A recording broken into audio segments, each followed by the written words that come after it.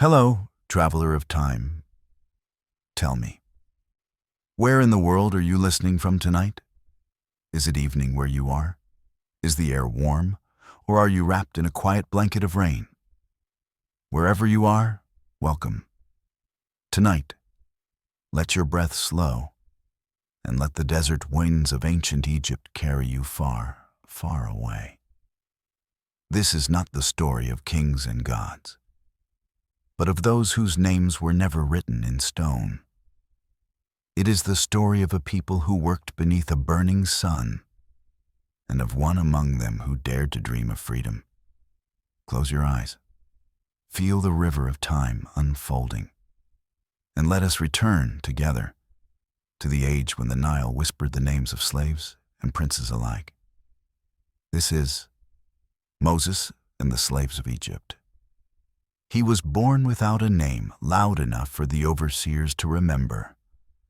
A narrow-shouldered boy who learned to read the language of shadows long before he learned the language of men. In the first years of his memory, there were reeds and water and a low hut of packed mud that softened and cracked in the heat. And beyond the doorway, a thin ribbon of the river rolling past like a patient animal. He slept to the lullaby of frogs and the soft clink of his mother's bracelets when she turned in the night. Dawn came shivering over the water, pearl first, then gold, then a hard white that made every stone reveal its thirst. And with the daylight came voices, the careful whispering of the women tying headcloths, the deep ring of a copper bell, the sharp commands of men who carried sticks not for walking. He became a man by degrees, measured not by birthdays, but by the weights he could carry and the lengths he could endure without speaking. The city was stone and sun and the sighing breath of the river. It was the perfume of blue lotus drifting from courtyards he would never enter, and the sour dust of straw chopped for bricks he would always lift. The river taught him patience. It taught him that what bends changes more slowly than what breaks.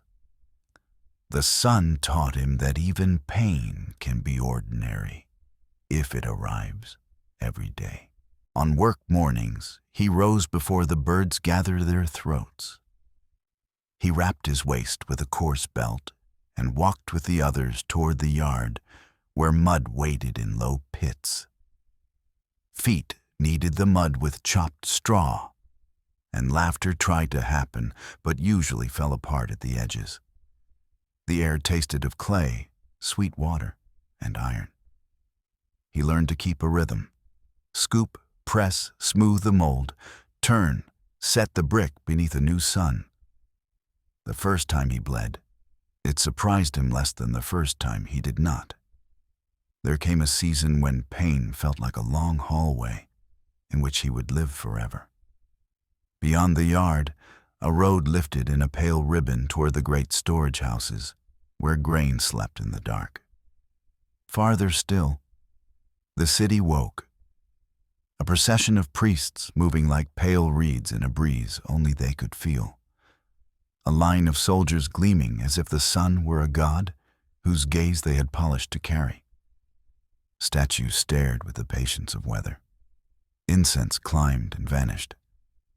Between temples, women bargained over onions and dates and the rich yellow of oil. This was the world that contained him, the way the jar contains the water.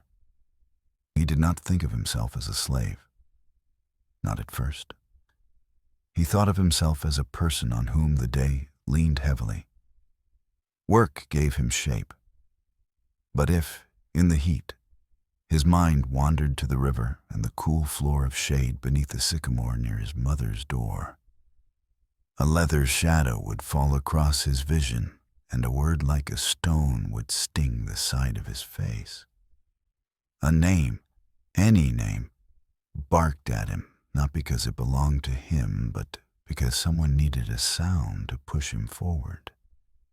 In that way, He learned that a person can be a road for another person to walk on. When he was still young enough to imagine that the world might be smaller than it was, he discovered the secret places inside sound. There was a lull in the day when even the flies went quiet, a heat so steady it felt like a hand pressing gently across the eyes. In that silence, he would hear the bricks drying, a faint ticking like the settling bones of a sleeping animal. He would hear the river's thought, slow, deep, under the bright clatter of the surface. He would hear the trembling of the reeds along the bank, a music so soft he could almost hold it. And in that softness there lived a different kind of time, not measured by whips or bells. Later, when he would hear a voice rise from a fire, he would know that the world contains other clocks. His mother, who smelled of bread when there was bread, of smoke when there was not, told him stories in the evenings. She spoke of a boy cradled in a plaited river basket, a child pushed into drifting water by hands that trembled with both fear and a strange kind of faith. Some stories are true before they happen, she told him, and some happen because someone first believed them. He did not ask whether the child was the son of rich or poor. In the telling, the river always kept him safe, and that was enough. The overseers counted bodies at sunrise and counted bricks at noon. Numbers were a fence and a whip at the same time. He learned to stand slightly behind taller men, not to disappear, only to become less interesting. He learned the way a blow travels through a body, the way a shoulder tightens before a hand lifts, the way a shadow shifts just before a shout. He learned that a foot can make less noise if it trusts the ground. In the long afternoons, when the light thinned from brass to linen, he watched the horizon. There were days when heat made the air into water and the road into a mirage of boats. On those days, something in him loosened and drifted, and he felt, for a heartbeat, the shape of another life rising from the sand, like a city under a flood.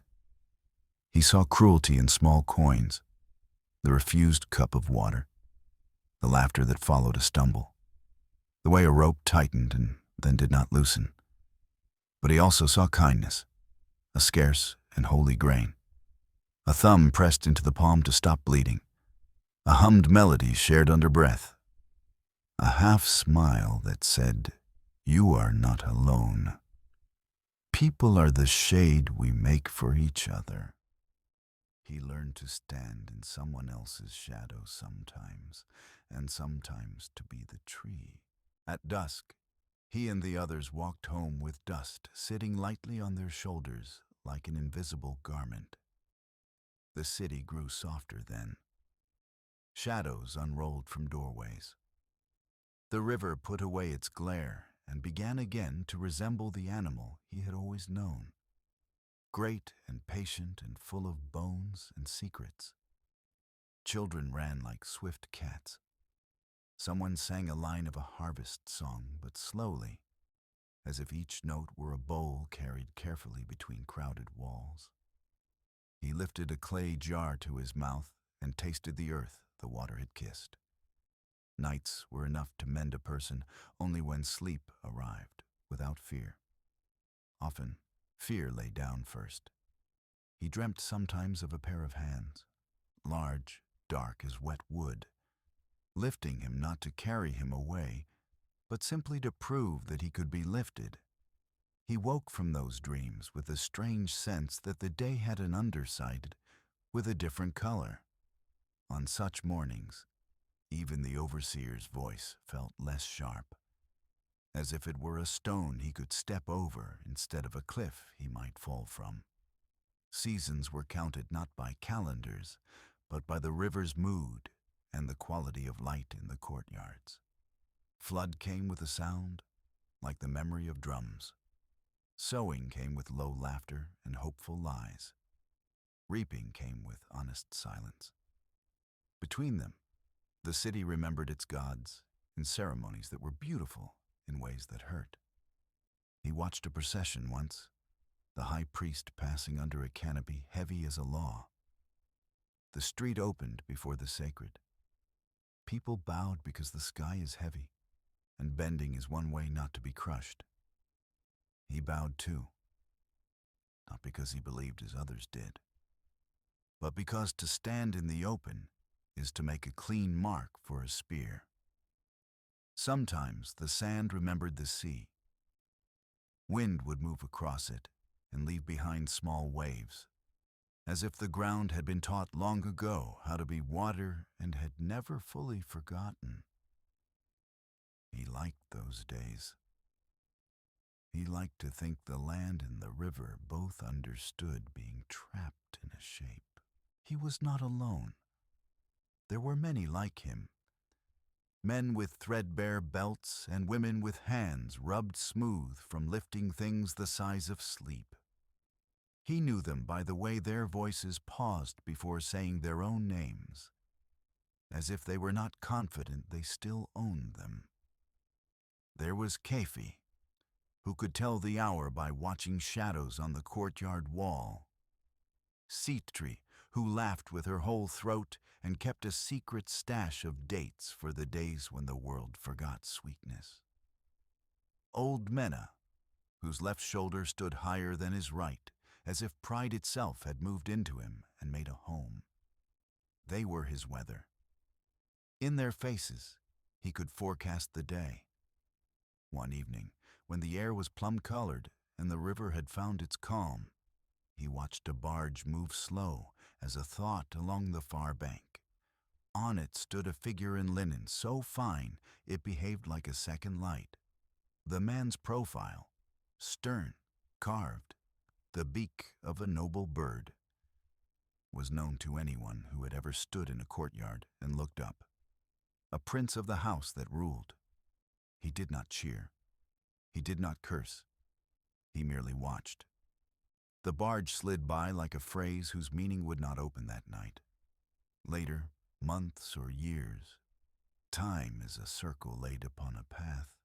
He would remember how the prince's gaze kept finding the places where workers stood, and how it stayed there a moment longer than pride required.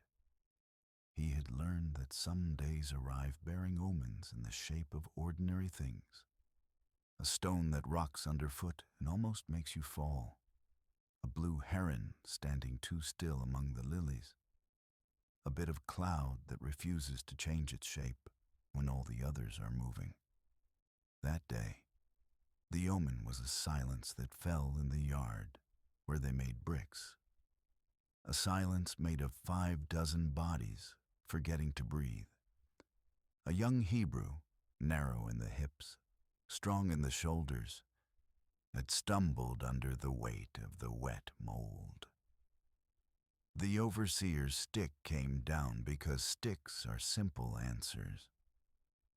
Before the second blow struck, a voice, that same linen-fine prince, split the heat. The prince stepped down into mud that did not know his feet. He spoke words that were neither gentle nor cruel. They were shaped like the truth you tell when you have run out of lies. And they arrested the stick, not because of who he was, but because they belonged to a different weather.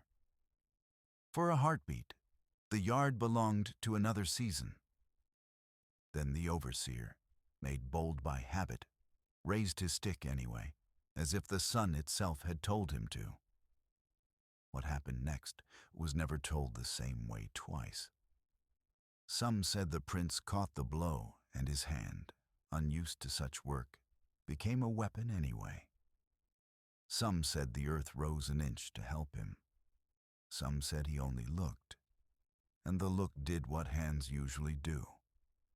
What the man with no loud name remembered was the sound. The sound a body makes when it falls into something softer than itself. mud receiving a history it did not ask to hold. The silence that followed had sharp edges. Then shouting, then bodies moving like spilled water. The prince's face was a door opening to a road he had never walked. The Hebrew, bruised and blinking, stood with a dignity that made the overseer's uniform look like a costume. And the man with no loud name watched, because watching was the only wealth he ever owned. The barge did not wait. The river kept being the river. That night, the city spoke to itself in corners. His mother's voice was careful. A prince who remembers his feet are made of the same dust as ours, either becomes a blessing or disappears. He turned the sentence in his mouth like a date pit, slow, tasting. Blessing. Disappears. The way she said them made both sound like the same road. Weeks became a woven mat. People walked back and forth across it with their baskets and their errands. The prince did not return to the yard. The overseers remembered their sticks. A man was seen in the market with his hair cut short and his eyes pointed toward a horizon no one else could see. Rumors learned to swim and reached even the poorest banks. A man who had been a son of the palace was now a son of the wilderness. A voice had found him where men do not usually find voices. The man with no loud name said nothing. He had learned that when a story begins far away, it will arrive precisely when you have decided it never will. He began waking before the bell. He would walk alone to the reeds and stand very still while the sky tried on its colors. He inhaled the wet green of the river's edge and felt the way the air carries more than scent. He touched the water with his hands cupped and whispered into it without words, the way a child confesses more by weeping than by speaking. In those moments he understood that longing is a kind of country, and he was a citizen. Storm did not look like rain. It looked like a day that did not fit its own light. A brittle feeling moved through the markets. Even the cats kept their tails lower. The overseer's jokes sounded like men throwing stones into a dry well. Then a new counting began, not of bodies or bricks, but of signs that did not belong to the old order. The river, which had always camouflaged its blood in brown silt, showed another, stranger color. Frogs forgot their shyness and climbed into the houses that had never invited them. Gnats stitched the air into a single, angry garment. People wrapped scarves across their mouths and still tasted bitterness they could not name. The man with no loud name watched the faces of men who wore gold and measured their fear by the degree to which their hands did not shake. He had never prayed in the way the priests instructed, because theatrical gestures made him feel small, where sincerity made him feel real. But he spoke inwardly to whatever listened. Not asking for miracles, he did not know the word, only asking for a day that did not punish him for breathing.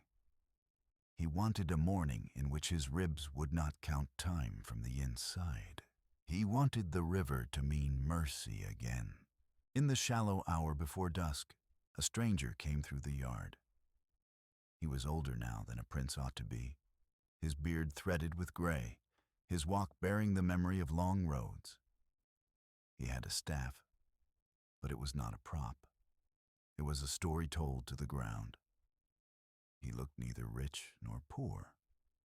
His eyes carried the heat of a fire at the precise moment when flame is secret and strong, blue at the core. He spoke to no overseer. He walked among the workers as if they were citizens of a country only he could see. When his gaze passed over the man with no loud name, it did not linger, not out of indifference, but out of trust, the way you do not stare at a star to know it is there. That night, the city learned a new word that did not belong to its language. Release. The word moved like a current beneath their feet. He lay awake, listening. The world had a hinge he had never noticed, and it was beginning to turn. In the distance, the palace tried to dismiss the wind with songs and smoke, and failed. A mother hushed a child by reminding her how the river cradles even what the land cannot keep. The man with no loud name folded his hands behind his head and looked up through the hole in the roof where the smoke found its way out. The first stars arrived with old light. He felt an answering brightness inside his chest, small, patient, absurd. He was not a prophet. He was not even a hero in the way tales prefer, with shoulders that doors fear. He was a man who lifted what he was told to lift and tried to keep a piece of himself unbroken behind his eyes. But that night, he understood something not taught by priests or whips. That freedom does not always begin with a shout. Sometimes it begins with a man remembering how to stand fully upright when no one is watching. Sometimes it begins with a woman saving the last sweet fig for someone who is not herself. Sometimes it begins with a stranger's quiet step across a courtyard, not asking permission of the air. Morning came heavy, painted with the stubborn brown of dust.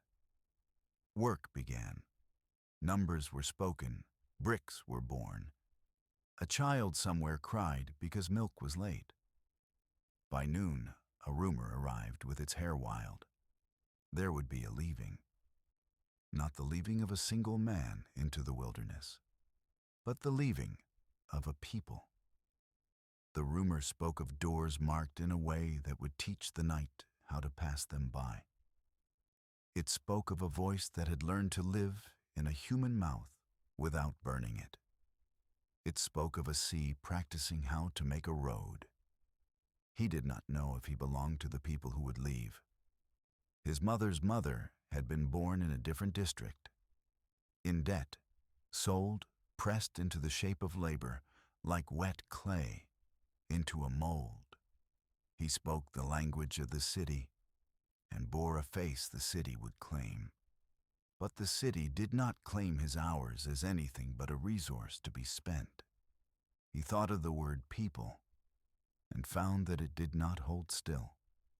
He thought of a door, any door, with a mark no one could see until they needed to.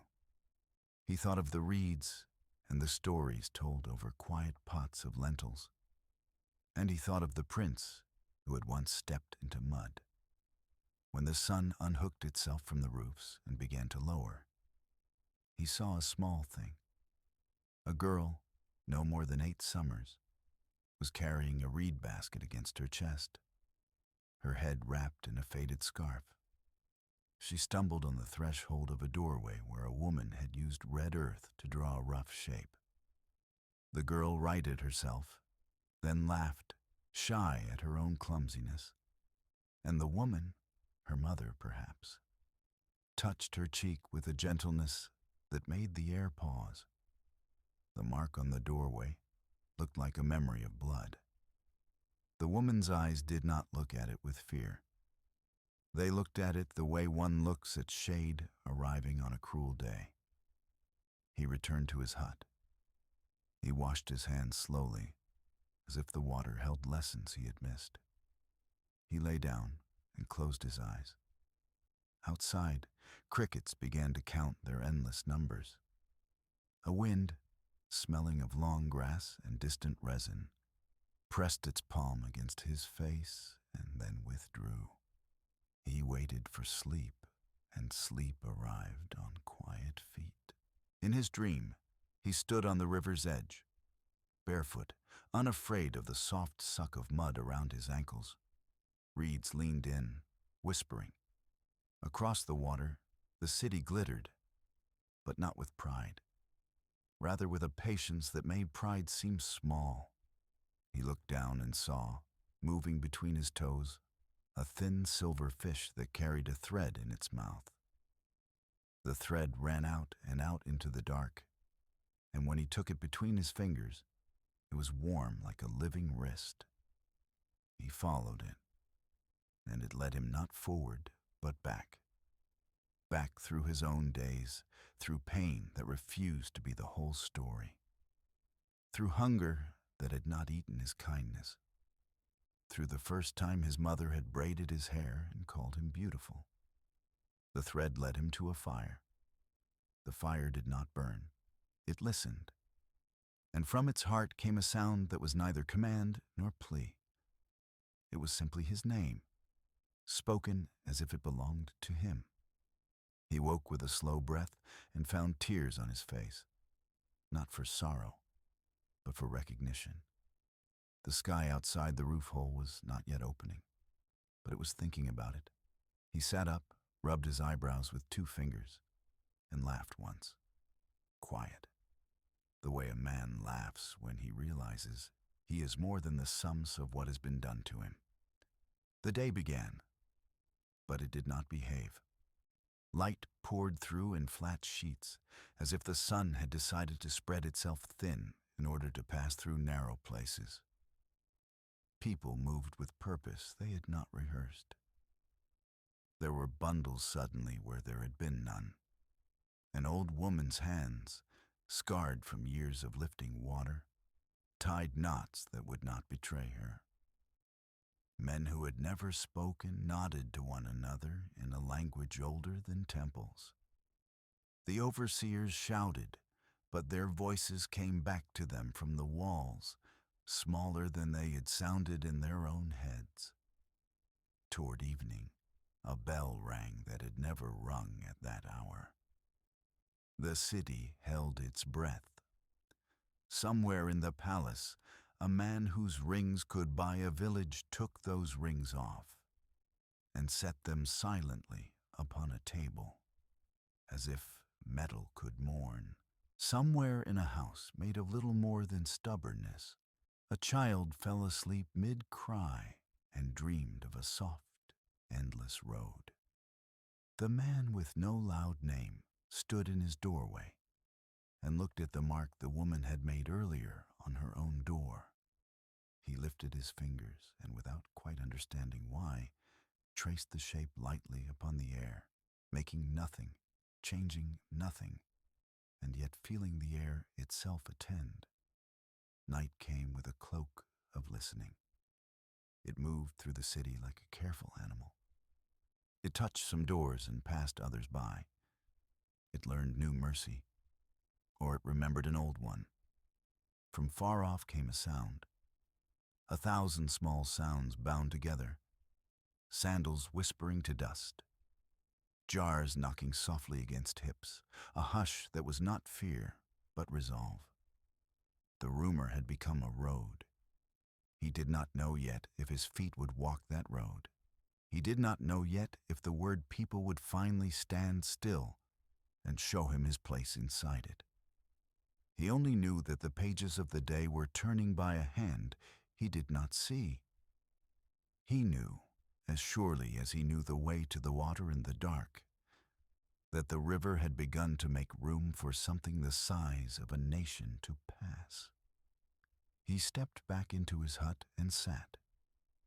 He took a single date from the small bowl and broke it open with the pressure of his thumb. The flesh inside gave sweetly, as if it had been waiting all its life for this surrender.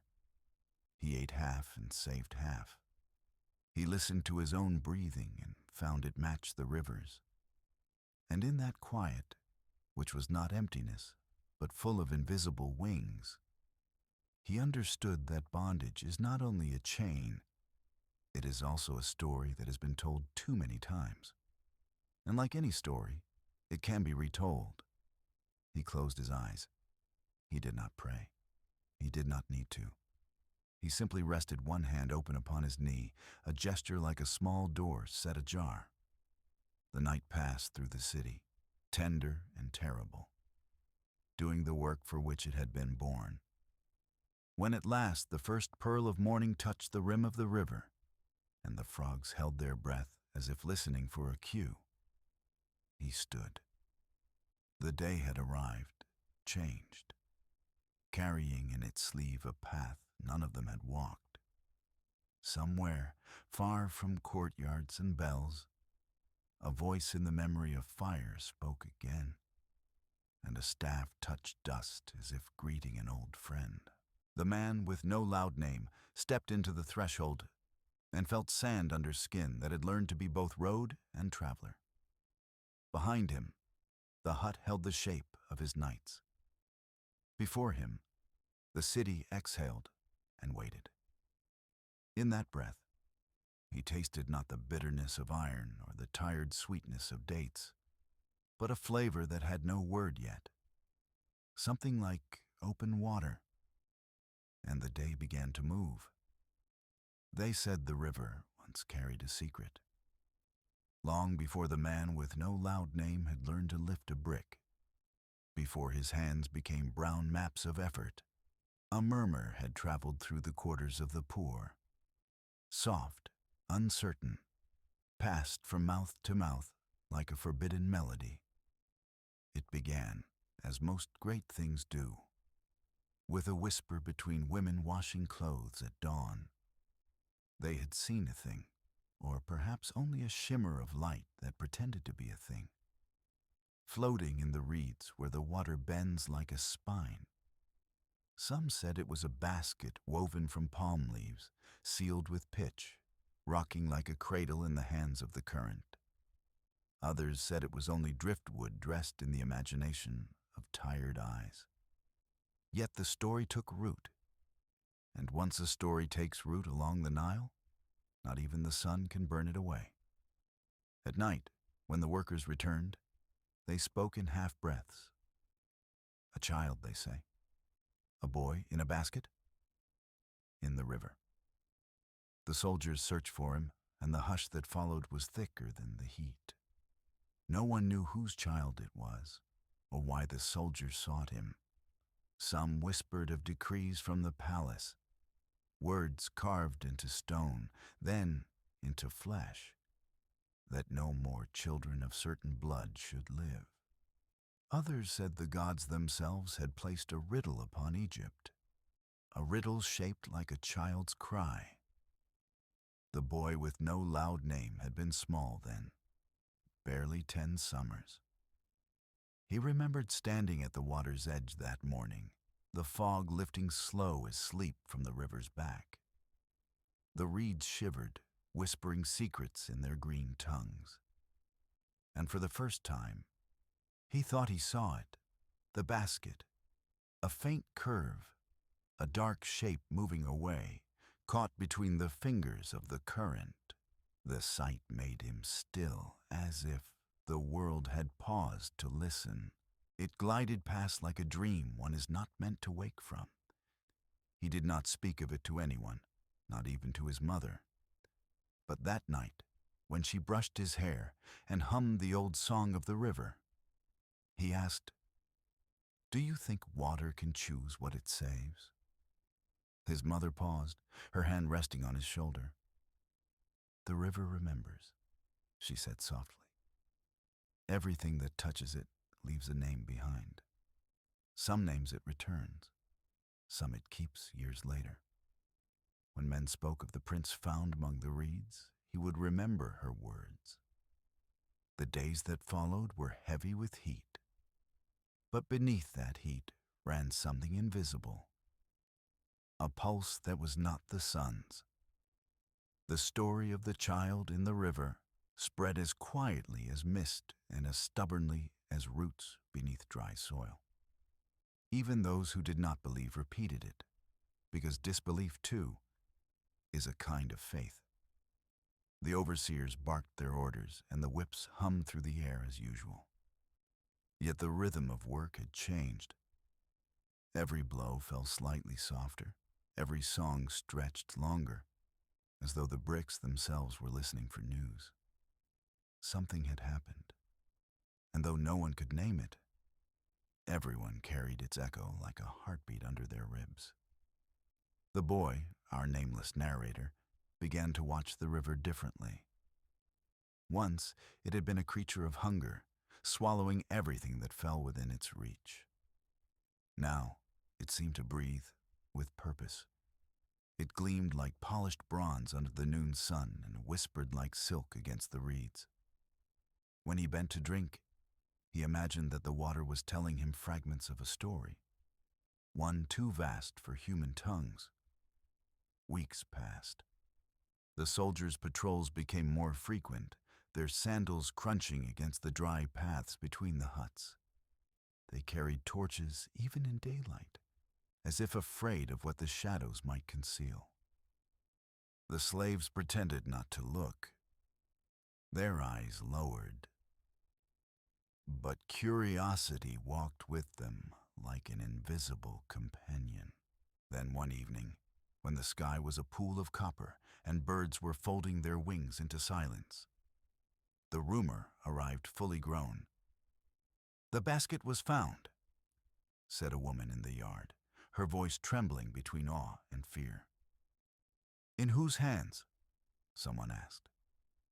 "In hers, the daughter of Pharaoh. They say she drew it from the reeds herself." The listeners exchanged glances that fluttered like moths near a flame. To them, the palace was another world, a mountain of white stone and shadow, where people walked as if the earth were beneath their will.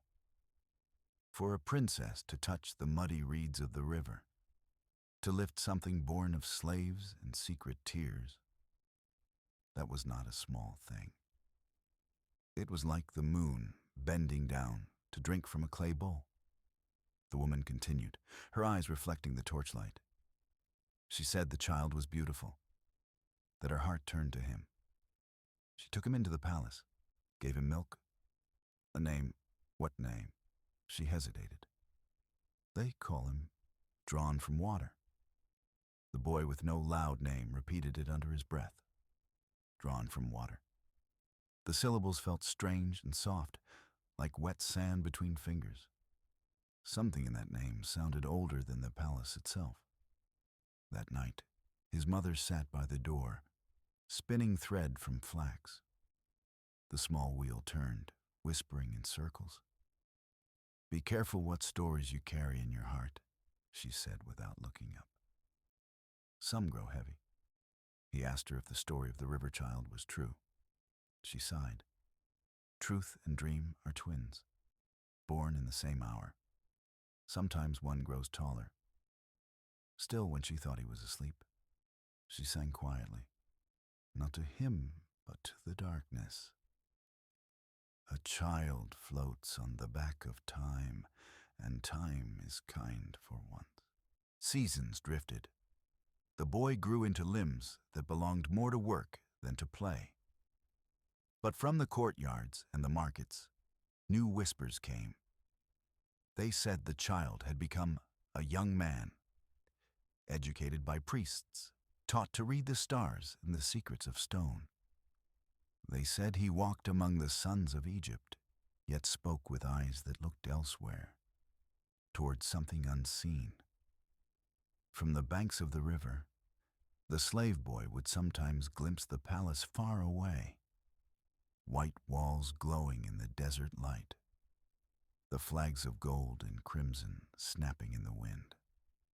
At night, when the city slept, torches flickered along the upper terraces like stars too proud to fall. He would wonder if the child from the basket still remembered the taste of the river, or the silence of the reeds that once held him. In the slave quarters, they argued in low voices. "Can one born among us ever belong among them?" asked Keefe, the old man with the crooked shoulders. And Citra, who never feared words, replied, "Perhaps he belongs to neither. Perhaps he is meant to walk between." Their talk made the nights shorter. Hope, even faint, has a way of keeping people awake. Sometimes, on feast days, when the palace musicians played across the water, The slaves would pause their work to listen. The melodies were sharp and proud, built from gold and command. Yet beneath the drums, the boy would hear something else, a tremor, a gentler rhythm, like the hum of river reeds in the wind. He imagined the young prince standing near a balcony, hearing the same music and feeling the same ache, not knowing why. One day the boy was sent with others to carry clay to the upper fields. The path wound close to the palace gardens.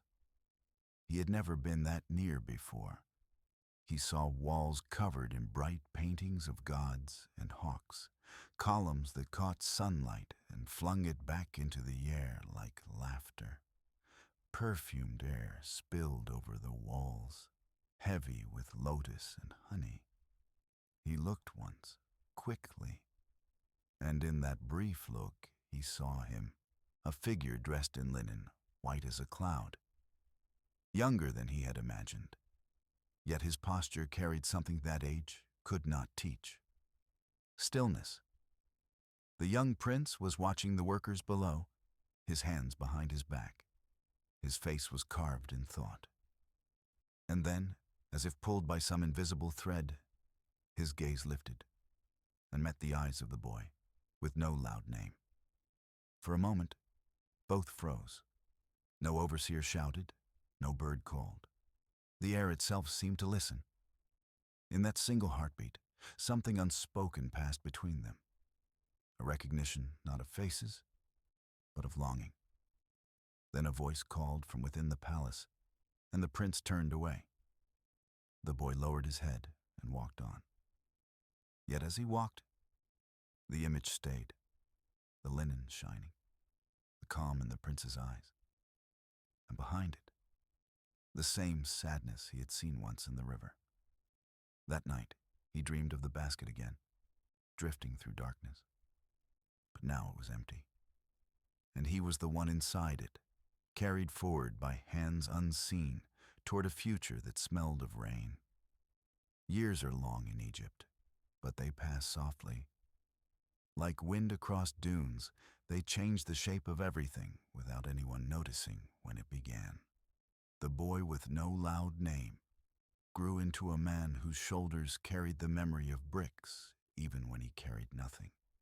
His hands were broad and scarred, his skin the color of sun-baked earth, and his eyes, still young somewhere deep inside, had learned the slow art of silence.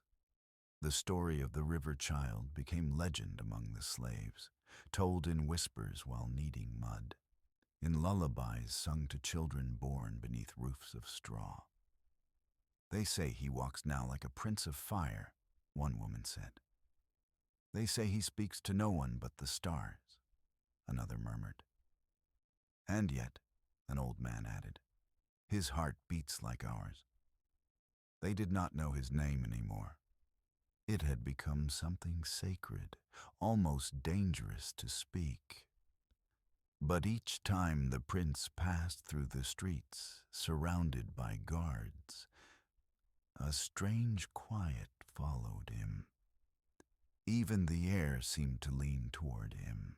He had grown tall, with a calm that unnerved those who served him. His hair caught the light the way the Nile catches dawn, and his gaze, clear, steady, endlessly searching, made even the proud avert their eyes.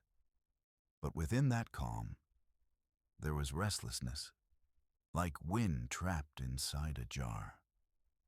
Those who worked near the palace said the prince often walked alone in the gardens long after the last lamp was extinguished. They said he stood by the lotus pools and spoke softly to the water, as though it could answer him. Some believed he remembered the river from which he came. The nameless man, now older, would sometimes stand at the edge of the workers' yard at dusk and watch the same horizon that framed the palace. The sunset painted the stone walls gold, and for a moment the world looked merciful. If he remembers where he came from, he thought, perhaps he will remember us. But memory is a dangerous bridge, one that rulers seldom cross. The palace itself was a mountain of sound and color. Flutes and drums echoed from its corridors. Perfumed smoke rose in slow blue spirals toward ceilings painted with stars.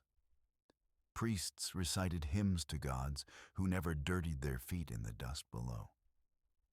And somewhere within those cool halls, the young prince listened, his mind wandering far from the incense and the songs.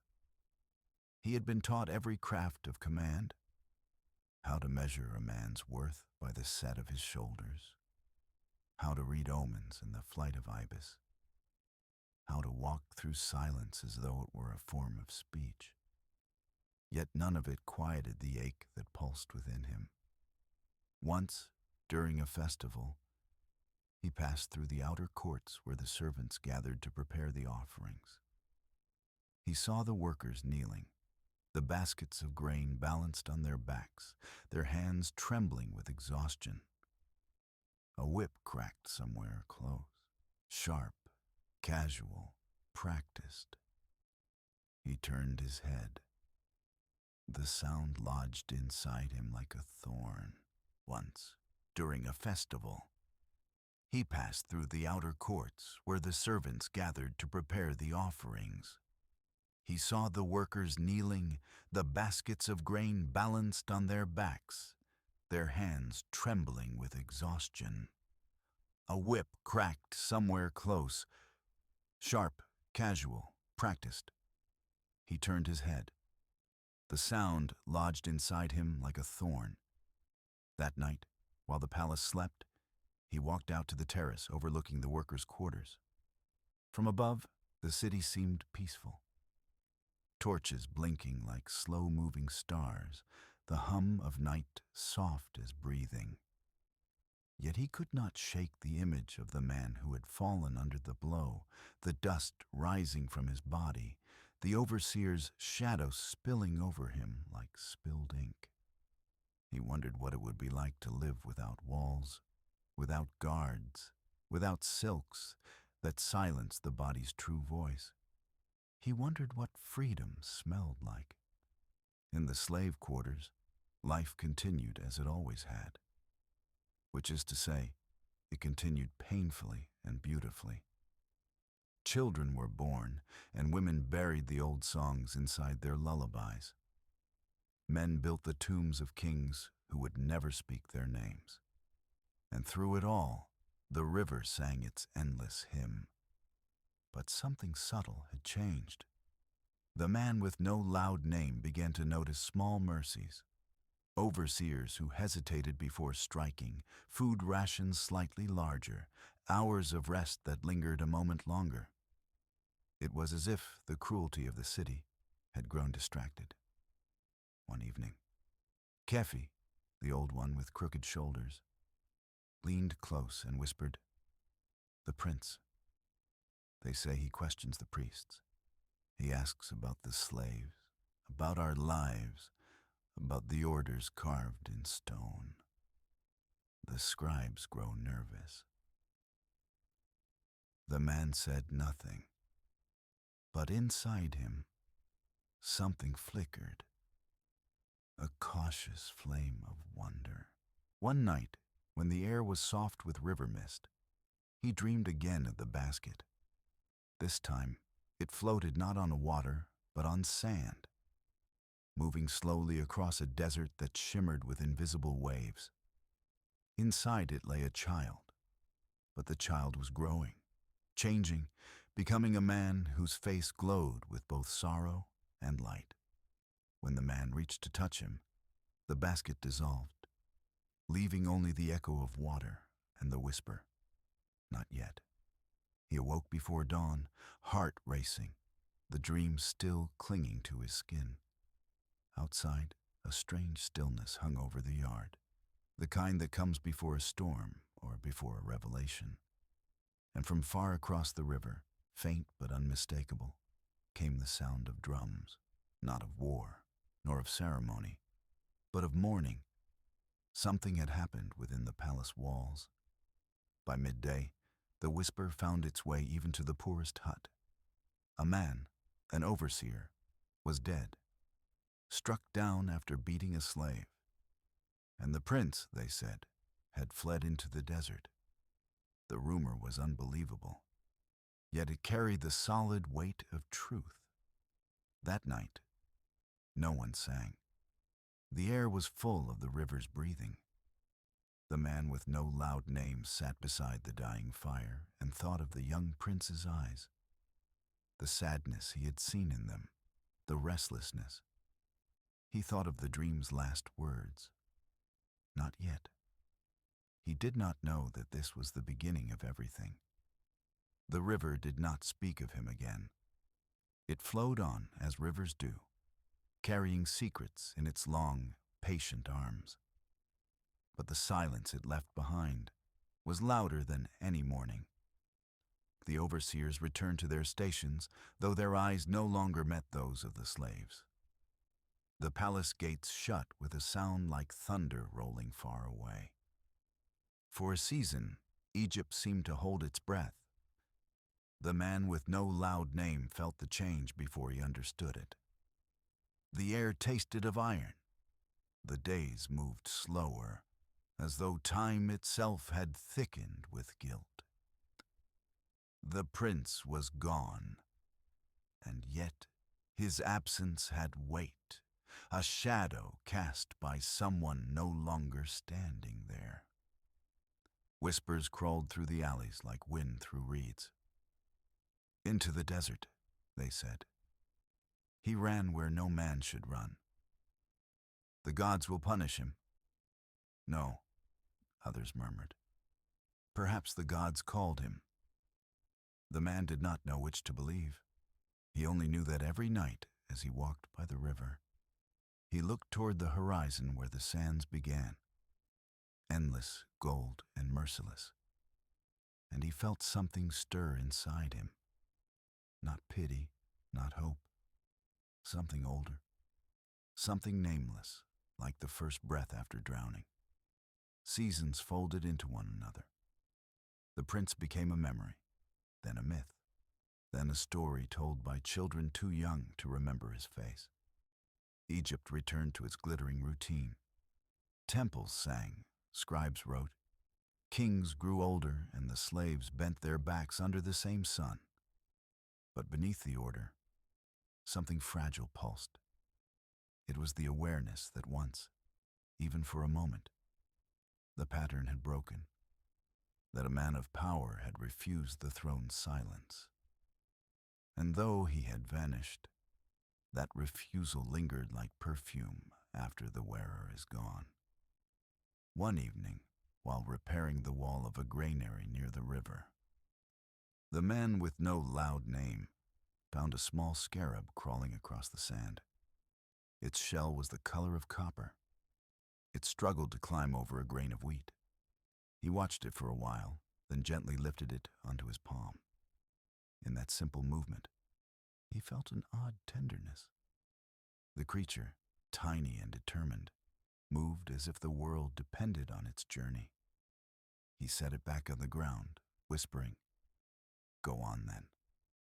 And for a reason he could not explain, he thought of the prince again, wandering somewhere beyond sight, under suns that burned brighter than Egypt's. Far away, in the lands where sand devours sound, the prince walked alone. He had shed the linen of royalty, his feet blistered, his lips cracked by the same sun that once bowed to his name. The wind carried no music here, only the dry voice of eternity. Days bled into nights. Hunger and thirst stripped him down to the small, naked truth of being. He was no longer a prince, nor a fugitive. Only a man walking through the mouth of silence. In the wilderness, he learned that loneliness has its own language. The stars spoke it, ancient and patient. The stones answered with echoes. And sometimes, in the hush between heartbeats, he thought he heard something. Not from outside, but from within. A voice that did not command, but invited. He would pause, his breath trembling, and the desert would shimmer as though lit from beneath.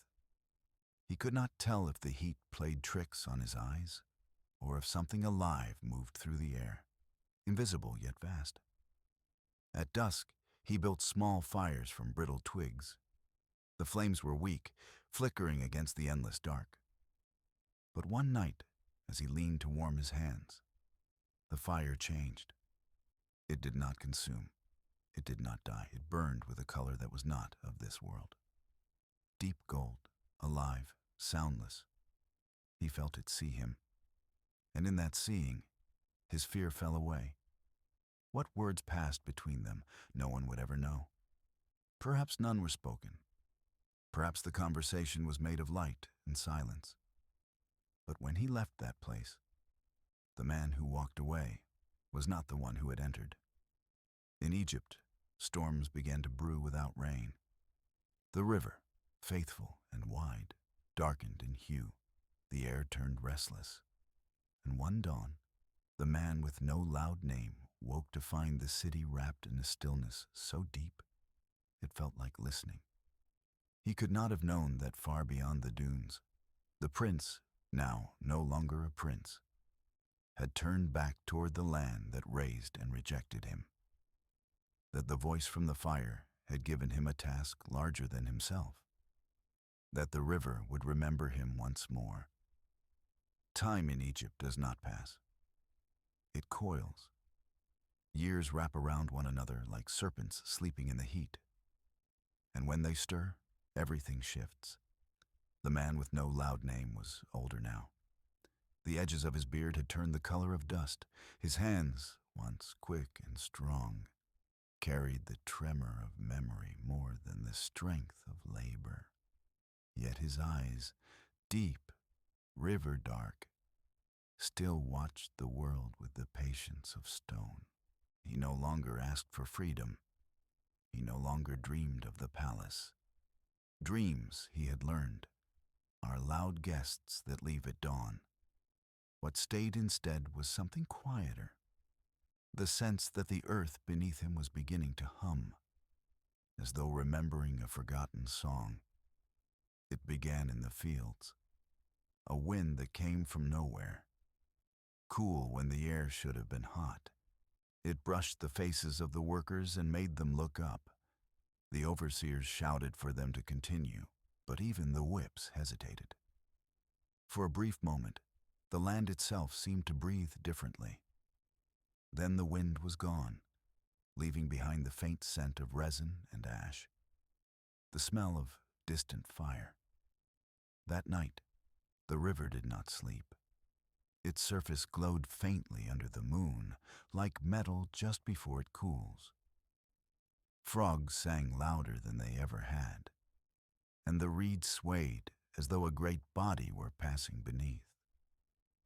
The old man stood at the shore, water lapping against his ankles, and whispered, "Something is coming."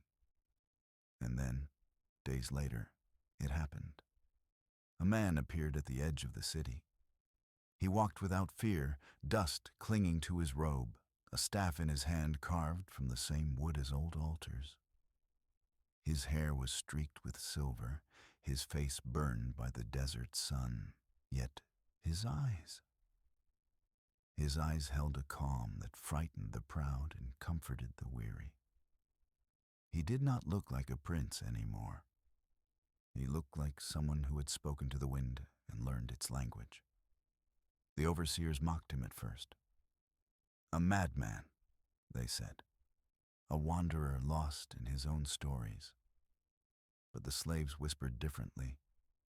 "He has returned," they said, and the word spread through Egypt like a heartbeat rediscovered. The man with no loud name did not rush to see him. He waited as one waits for the river's flood, knowing it will come whether he stands at the shore or not. But when he finally did see him, it was as if two currents met. The wanderer stood before the people, calm, silent, his hand resting on the staff. Behind him, a shadow of light seemed to move, not seen, but felt. When he spoke, his voice was not loud, yet it carried through the air like the sound of a storm still far away. He spoke of a promise. He spoke of an end to chains. He spoke of a journey not of distance, but of faith. And as the words touched the ears of the slaves, something old and buried inside them stirred. Not belief, but recognition.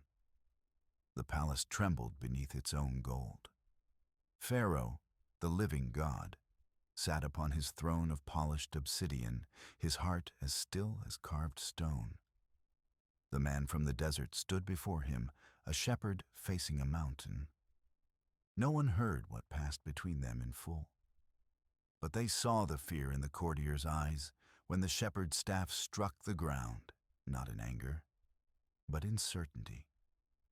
And something shifted in the air, a pulse like thunder rolling beneath their feet. After that day, Egypt changed. The river, once gentle, turned strange. The sky grew heavy, the nights louder. Whispers multiplied faster than locusts. But for the slaves, change smelled like dawn. The man with no loud name began to see things differently. Work no longer felt eternal. The walls, once unshakable, seemed to tremble when the wind rose. Even the overseer's eyes carried unease, as if they too sensed the invisible weight pressing upon the land. Children asked questions their mothers could not answer. Dogs howled at nothing. The moon seemed larger. And in that vast, fragile silence before the storm, the man would close his eyes and hear the same voice he had heard once in a dream long ago. Soft, infinite, and kind. Not yet. But this time, he understood. It no longer meant waiting. It meant soon. The first sign came quietly, like a secret whispered by water.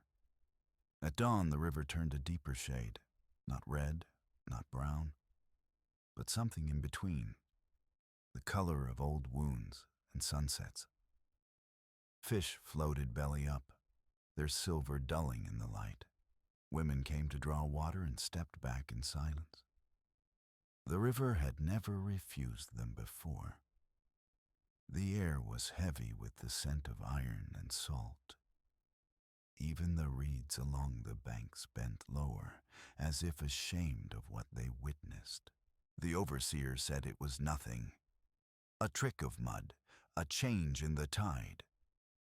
But those who had seen the man from the desert stand before Pharaoh knew better. They did not call it curse or miracle.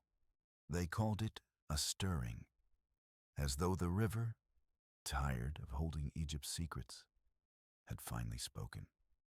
Days passed, and the second sign arrived. A chorus of croaking, thick and relentless. Frogs poured from the riverbanks like a moving carpet of green life.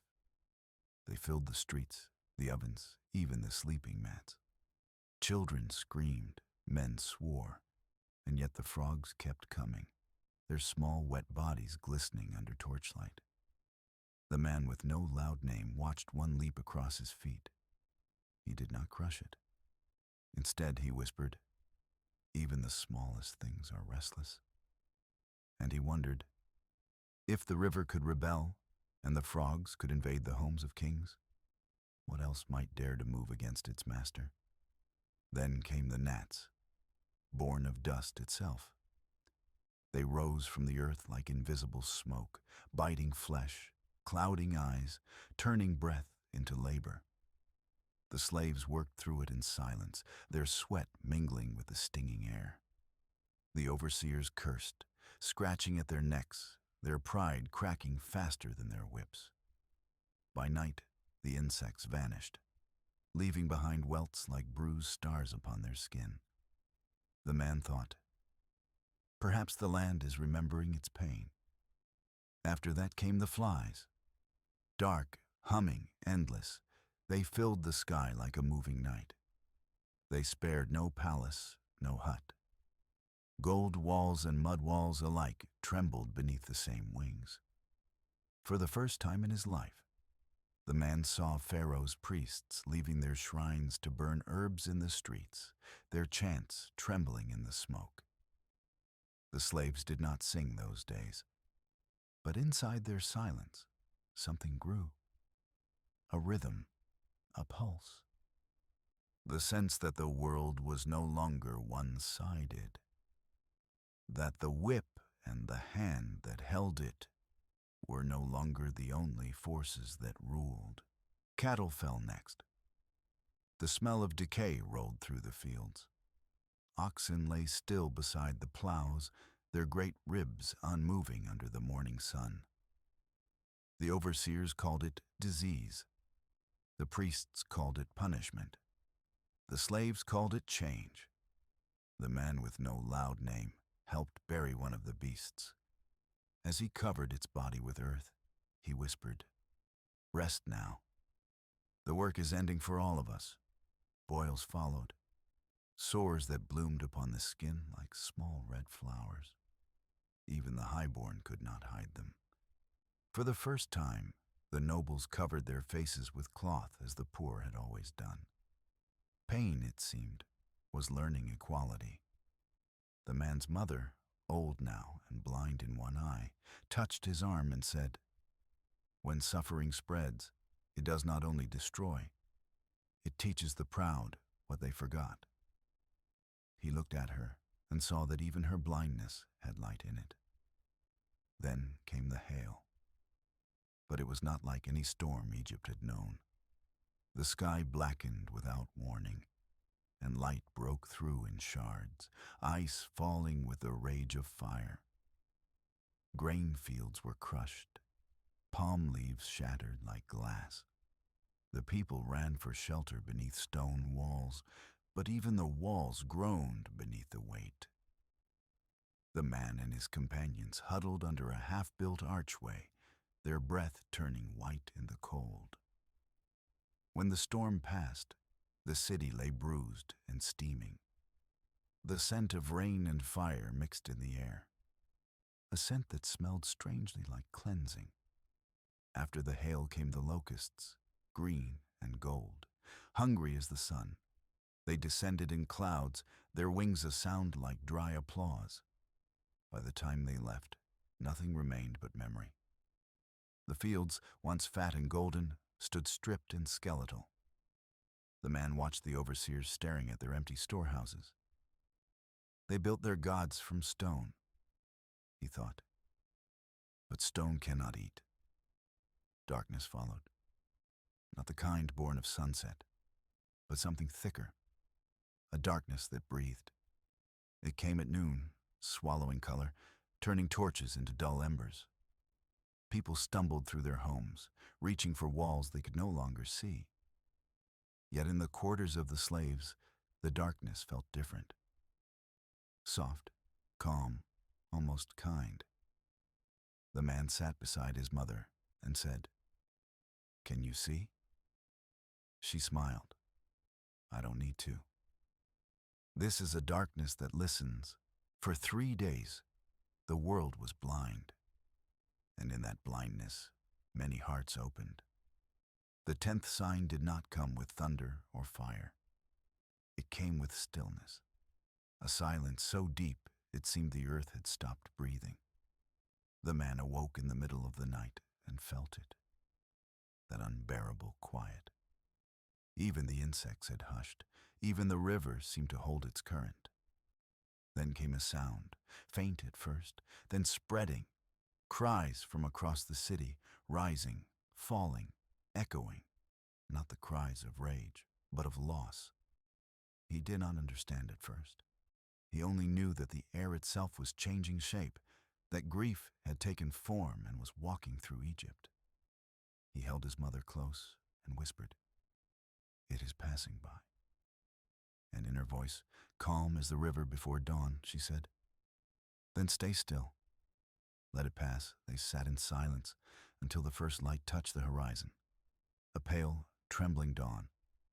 When he stepped outside, the air was new. The city was changed. And somewhere in the distance, a sound was rising. not of mourning this time, but of footsteps, thousands of them, the sound of people gathering, the sound of beginnings. The night began like any other, warm, heavy, filled with the slow breathing of a weary city. But somewhere in that quiet, something had changed. It was in the way the wind moved, not straight, but in circles, as though tracing a pattern long forgotten. It was in the stillness of the dogs, their heads lifted toward the east. It was in the way the stars seemed closer, sharper, as if they had descended to watch. The man with no loud name sat by the doorway of his hut, his mother asleep inside, her hand resting on the woven mat like a fallen leaf.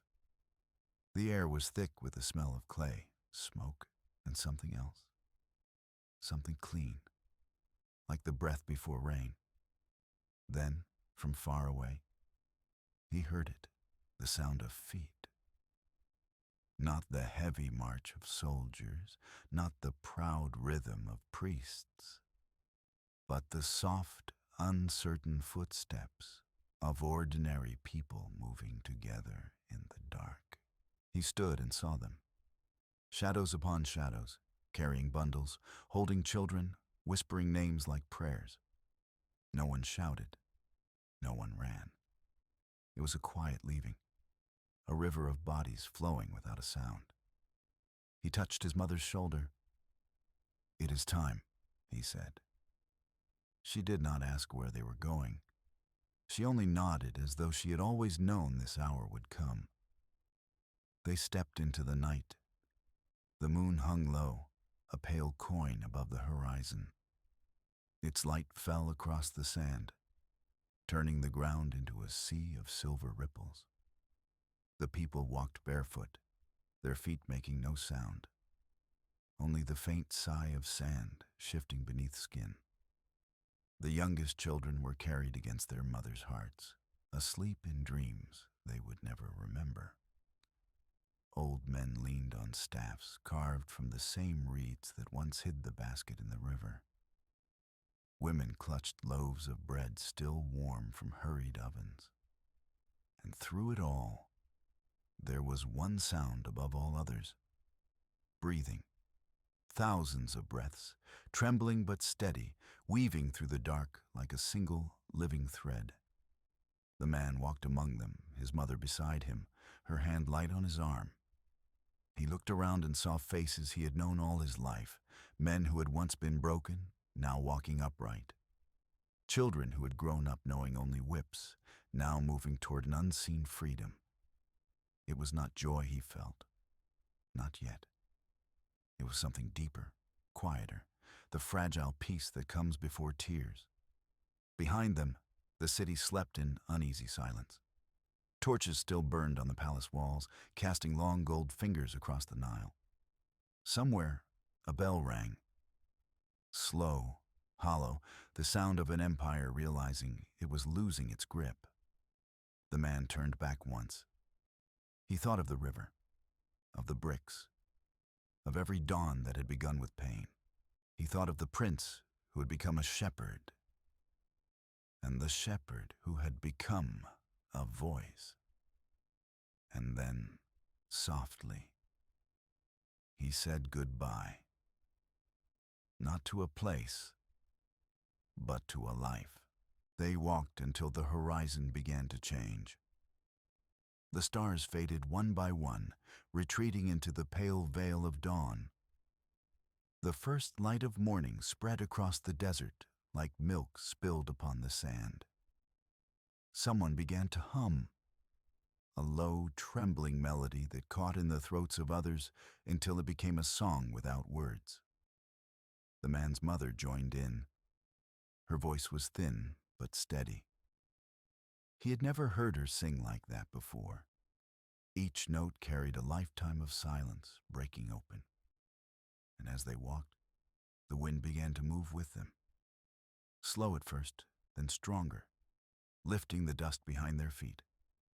The desert ahead shimmered, endless and unknown, but no one stopped. They were no longer slaves. They were wanderers now, They belonged to the road, to the air, to the promise of something they could not yet name. That night, when they rested, the stars looked different. They seemed nearer, like lamps hung by an unseen hand to guide them. Children slept on the sand. Mothers whispered to them of rivers and bread and home. Fathers sat awake, staring toward the horizon, where a faint line of gold promised tomorrow. The man lay beside his mother, listening to her breathe. He thought of all the years behind them, the bricks, the whips, the songs swallowed before birth. He thought of how freedom did not feel like triumph, but like exhaustion. And yet, beneath that exhaustion, there was a pulse, slow, steady, certain. He looked at the stars and whispered, "We are still here." The wind answered with a soft sigh, carrying the scent of the river far behind them. And for the first time, he closed his eyes without fear. The desert ended in silence. Not the silence of peace, but the silence that comes before revelation. Deep, breathing, alive. For many days they had walked through wind and sand, the sun above them like a white drum, the earth below them hot and endless. Their feet bled, their lips cracked, yet still they moved forward. The air grew thicker each evening, as though the world itself were holding its breath. And then, one dawn, when the first light touched the dunes, they saw it, a long, shimmering line on the horizon, half light, half reflection. At first, they thought it was a mirage. But as the sun climbed, the shimmer turned blue, and soon the murmur of it reached their ears, the long, eternal breath of water. They had reached the sea. It stretched before them like a wall of living glass, endless and cold. The waves moved in slow sighs, folding and unfolding as though the world itself were exhaling. The children ran to touch it, laughing, their laughter thin and tired but real. The women stood still, shading their eyes. The men dropped their bundles and stared. The man with no loud name stepped forward until the surf kissed his ankles. The water was colder than he remembered. He knelt and let it run through his fingers, clear, salt-stung, alive. He had seen the Nile all his life, but this was different. The river had always belonged to Egypt. This belonged to no one. Behind them, the dust of the desert began to rise again, faint at first, then thicker, darker. A line of movement, the sound of hooves, the rhythm of command. The soldiers were coming. Fear spread through the crowd, like a shiver through skin. Children clung to their mothers. Men looked back toward the horizon, where the gleam of armor flashed in the sunlight. The sea lay before them, vast, beautiful, impassable. There was nowhere to run. The man felt his heart tighten. His mother, frail now, held his hand. He could feel her pulse, thin but steady. "We've come too far," she whispered. "The earth will not let us go back." He looked at her, and for a moment, he believed her words were not just hope. They were truth. The man from the desert, the one who had once been a prince, stood upon a rise of stone near the water's edge. His robe was torn by wind, his staff planted in the sand like a rooted tree. He looked neither afraid nor triumphant. He was simply still, a quiet center in a storm of human panic. He lifted his hand toward the sea, not commanding, not pleading, just listening. The wind began to change.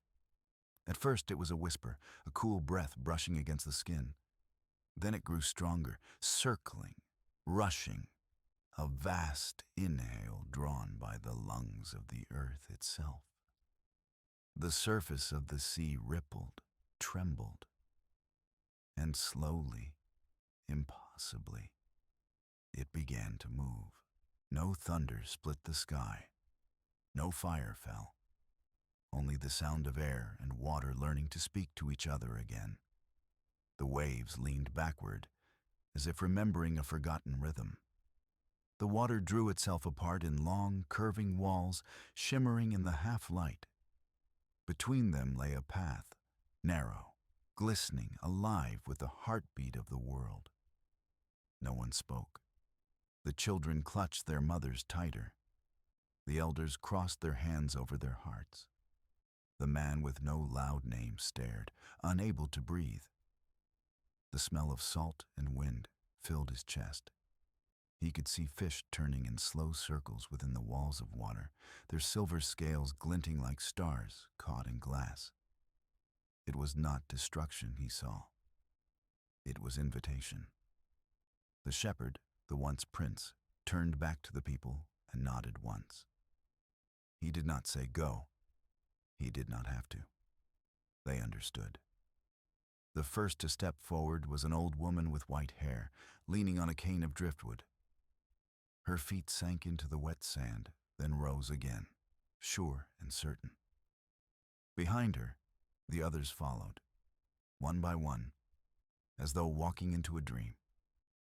The man and his mother joined the stream. The air was cool and wet around them. Every breath carried the scent of the deep, wild and ancient.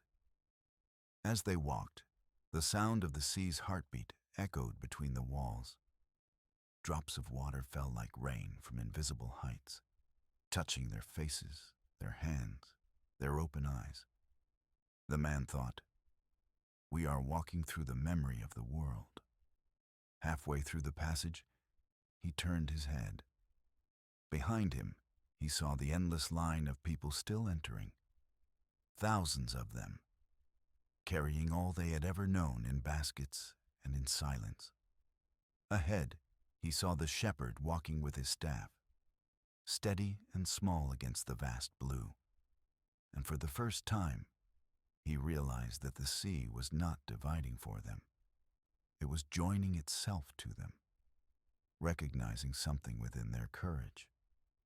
He felt the water hum around his body, as if it knew his name, the one he had never spoken aloud. His mother squeezed his hand. "Do you hear it?" she whispered. "Yes," he said, "it's singing." Then, a sound behind them. The thunder of hooves, the shouts of men, the clash of metal. The army had reached the shore. The light of their torches struck the walls of water and reflected 1,000-fold, turning the path into a corridor of fire and gold. Some of the people screamed, others ran. The man looked back once and saw the soldiers entering the passage, their horses slipping, their armor gleaming. But the sea had its own will. The wind changed again, sharp, swift, decisive. The walls of water shuddered. The air grew heavy, full of sound. And then silence. A silence vast enough to hold every name ever spoken. When the man opened his eyes, it was morning. The sun burned low behind a veil of mist. The sea lay calm again, stretching endlessly toward the horizon. There were no soldiers, no torches, only the waves, rising and falling with quiet grace. He stood upon the opposite shore, his feet sinking into the wet sand. Around him, people wept, knelt, held one another. Some fell to their knees in gratitude. Some simply stared, unable to understand what their eyes had seen.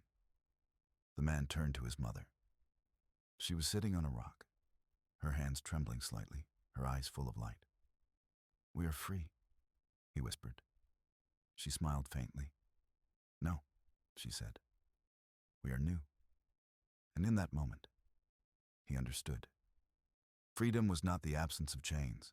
It was the remembering of one's own voice. The sea whispered behind them, closing its wounds. Birds flew low, skimming the surface as though sealing a promise. The people gathered what they could and began to move inland, toward the wilderness that awaited them, a land vast and untamed, but theirs. The man looked back one last time. The horizon shimmered where water met sky, indistinguishable, as if the two had learned to become one. He bowed his head, not in worship, but in gratitude.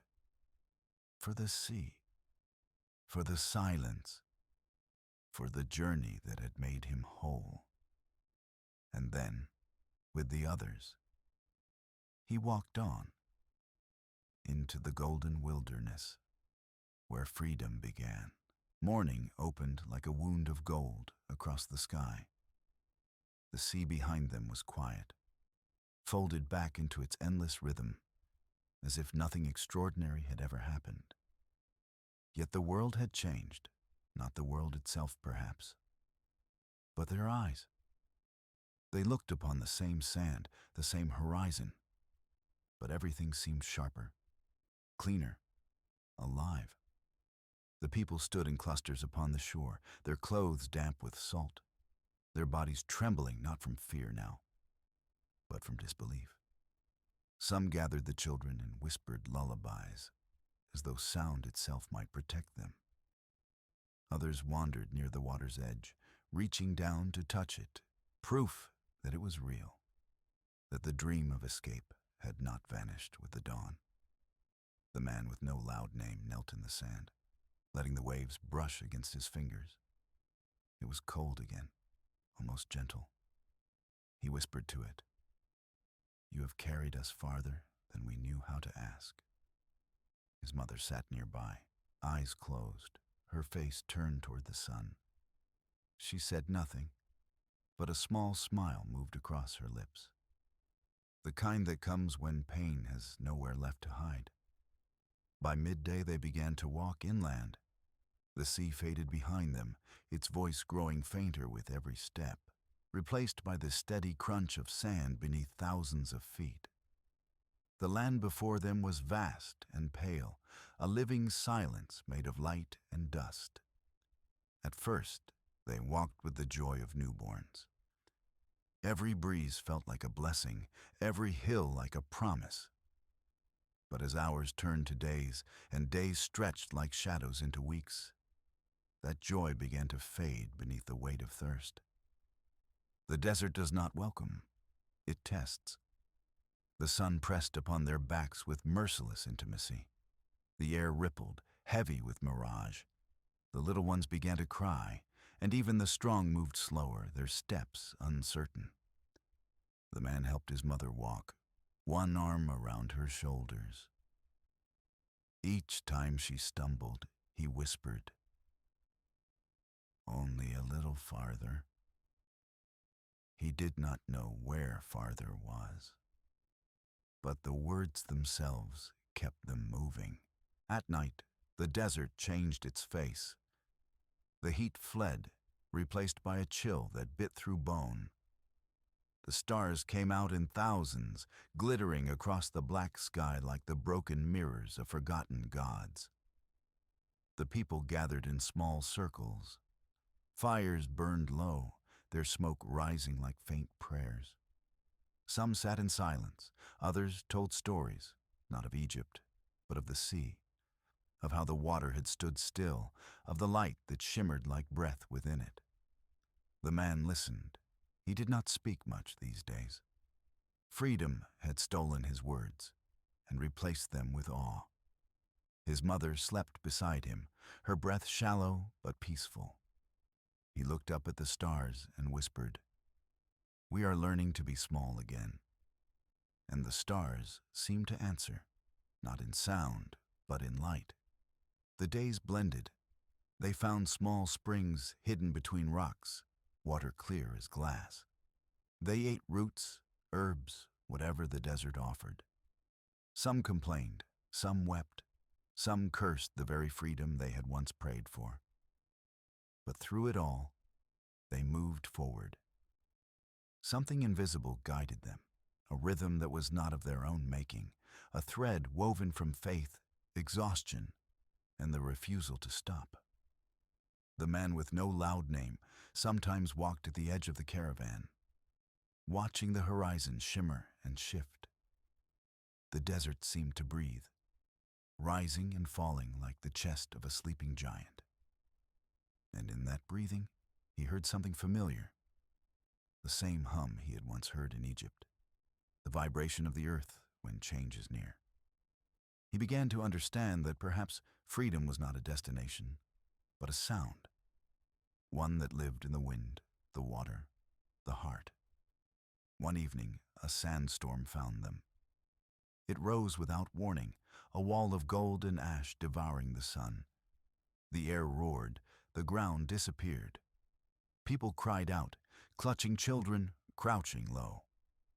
The man wrapped his arms around his mother, shielding her as the wind tore at their clothes. For a moment, the world became nothing but noise and dust. Then, as suddenly as it had begun, the storm ended. Silence fell, vast and holy. The air shimmered. He lifted his head. The entire sky was alive, clouds burning with pink and bronze, the setting sun spilling across the dunes like liquid flame. Every grain of sand glowed. Every breath felt sacred. His mother touched his arm. "Look," she whispered. And he did. He saw the people, thousands of them, standing across the golden hills, their faces turned toward the light. No longer slaves, not yet settlers, simply human. He realized then that this fragile moment of stillness and survival was the true shape of freedom. That night, as they made camp, the moon rose full and pale. The fires flickered like stars fallen to earth. Children laughed again for the first time in days. Someone began to sing, a low, wandering song that spoke of rivers and journeys and the scent of home. The man's mother leaned her head on his shoulder. "Do you miss Egypt?" she asked. He thought for a long time before answering. "I miss the river," he said, "but not its chains." She smiled. "Then we are learning." He looked toward the horizon, where the wind was carrying the sand in slow, graceful spirals. The desert was no longer an enemy. It was a teacher. And in that vast, silent classroom, under the endless sky, he felt something awaken inside him. Not fear, not even hope, but gratitude. Gratitude for breath, for movement, for the unending road that meant they were still alive. When dawn came, the sky turned the color of milk and rose petals. The people gathered their things and began to walk again. Their footprints trailed behind them, a long, imperfect map of survival. The man looked once more at the sandstorm's traces, now calm and beautiful, and whispered, "Even the wind knows how to forgive." And with that, he turned his face toward the rising sun and stepped into another day of freedom, endless, uncertain, and his. Years passed in the desert, and the days lost their edges. The seasons here were not marked by rain or harvest, but by the slow rhythm of survival, by the number of nights the fire lasted, by the number of mornings people still found strength to rise. The man with no loud name grew old beneath the same unending sky. His hair turned white, his hands trembled, but his eyes, the color of deep river water, remained steady. He had outlived the overseers, the whip, the chains, even the sea that once divided for them. He had become part of the landscape, another moving shadow in the kingdom of sand. The people were no longer the same. Children who had never seen Egypt grew into adulthood with the taste of freedom in their mouths, dry, bitter, precious. They spoke of cities they would build, of fields they would plant, of gods who no longer wore crowns of stone but lived inside their breath. Sometimes, when the wind blew through the camp at night, carrying with it the smell of distant salt, the man would sit by the fire and remember the river. He would close his eyes and hear again the soft lap of water against reeds, the laughter of a child who once floated upon its surface, the voice of his mother whispering in the dark.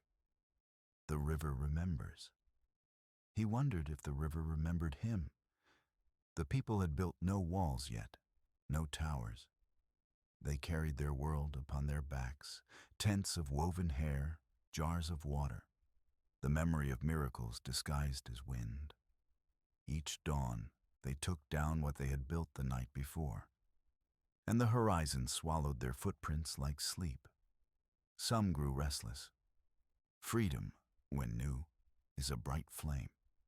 But with time, it begins to ask questions. Where do we go now?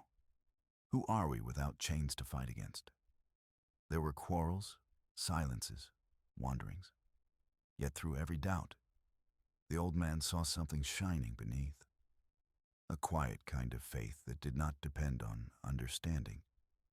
He had learned that belief does not live in temples or words.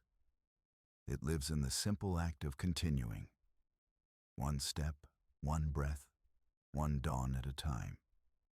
One evening, he climbed a low hill beyond the camp to watch the sun set.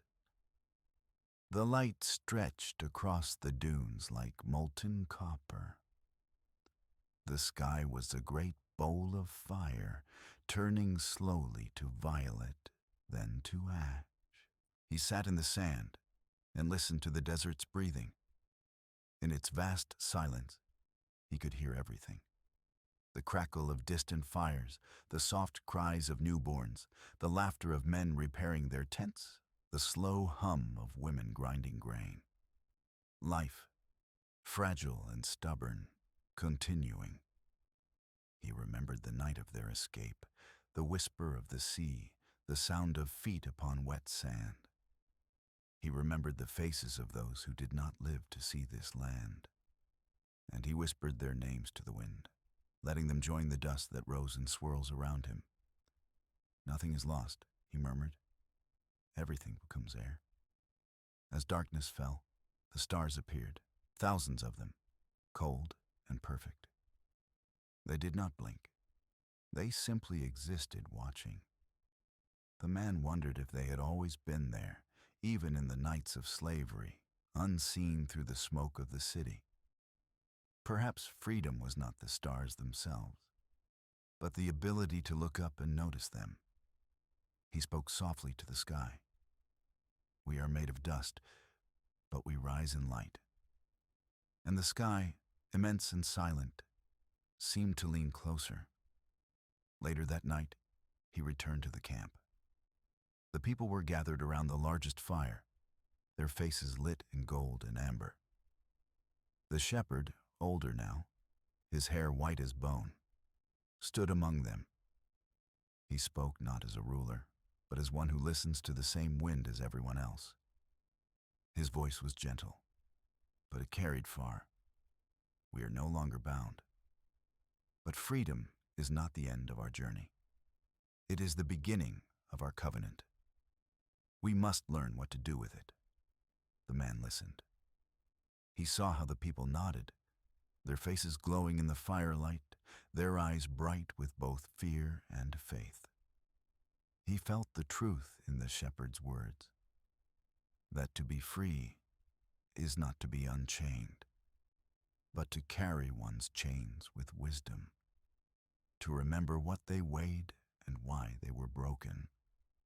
After the fire burned low, he walked once more to the edge of camp. The sand was cool under his feet. He sat and looked toward the horizon, where night and dawn were forever embracing. He thought of Egypt, not with anger, but with understanding. He thought of the sea, not as a miracle, but as a mirror. He thought of his mother, long gone now, and of her last words. We are new. He smiled. The wind moved gently across his face, carrying the scent of faraway water. He whispered, "The river remembers." And so do I. Then he lay back upon the sand, watching the stars through half-closed eyes. Their light was soft, endless, forgiving. And as his breath slowed, he realized that perhaps the greatest freedom of all was not to go anywhere, but to belong everywhere. When the sun rose again, the wind carried his footprints away. But the people who had walked beside him carried his memory like a quiet flame. They built cities. They told stories. They remembered the sea and the desert, and the man who never had a name but had a soul vast as the horizon.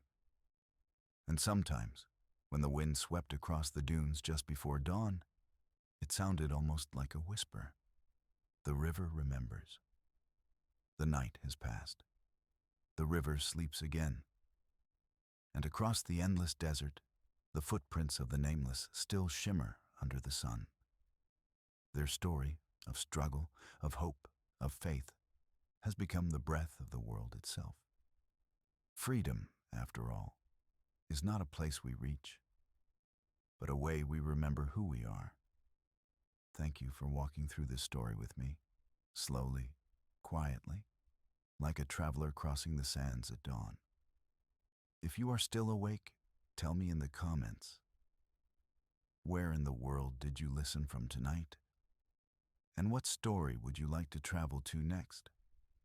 Until then, may the wind be kind, may the water remember you, and may your dreams carry you gently into the next legend. Good night.